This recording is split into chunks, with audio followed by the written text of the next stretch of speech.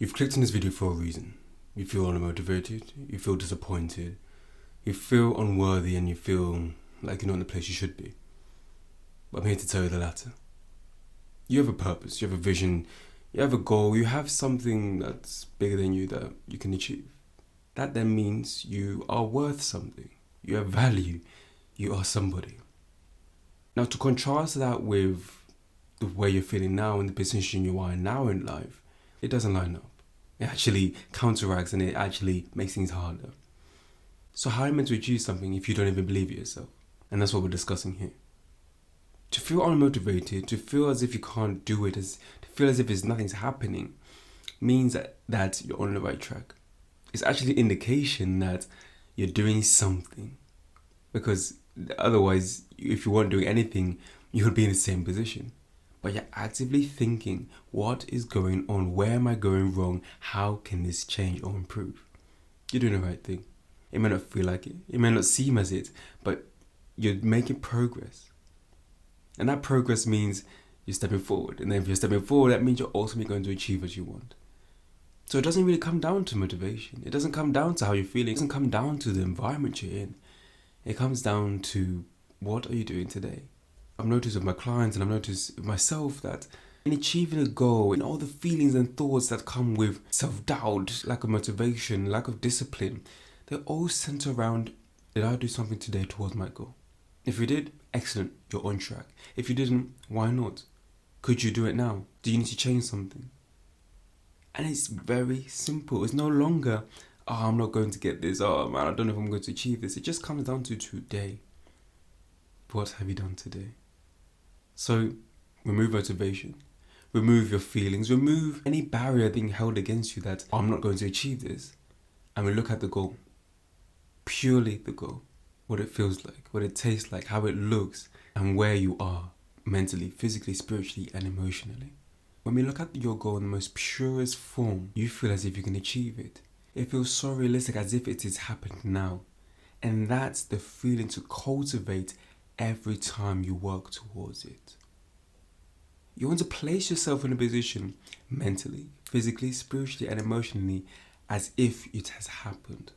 When you do that, you cultivate the spirit, the way of being. You cultivate your mind, the way of thinking. You cultivate the physicality, the way of doing, and you cultivate the emotions, the way of feeling towards how it would be.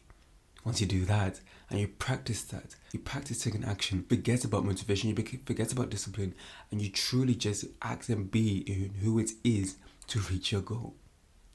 It's funny that motivation or the lack of has nothing to do with what we may seem it is. It's moreover, what about that am I missing? As a coach, I'm always told to ask better questions. So it's not what's happening now, why am I going wrong? Is what have I missed out on? What am I not seeing?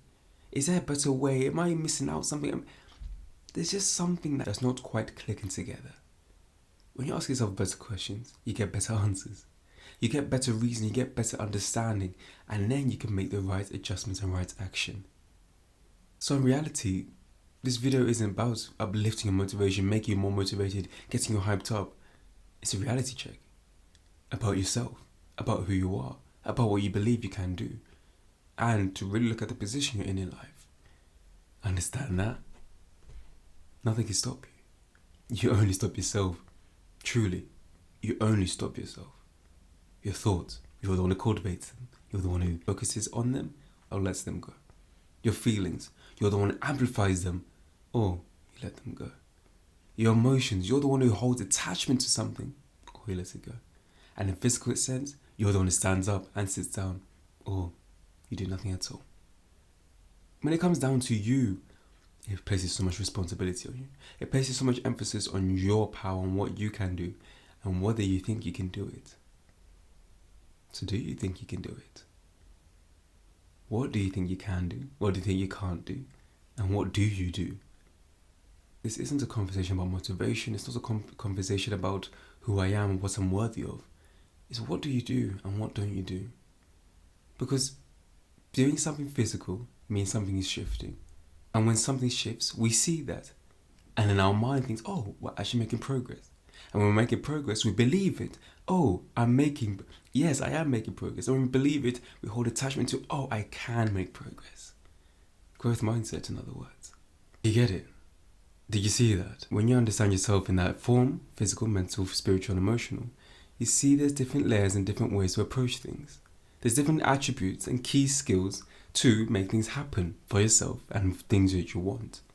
And then that plays out in life. There's principles, there's steps. And then you go beyond that. You create concepts, you associate, you contextualize, and it advances beyond. But this conversation is about motivation. This conversation is about how you're feeling and why you're not where you want to be. And I hope from today's discussion you see a bit more about yourself. You feel a bit more content in who you are and what you can do. If you did, make sure you subscribe. My name is Jocko Kanchefu. Have a good day, morning, night, or evening for wherever you are in the world watching this. I'll see you next week for our next discussion.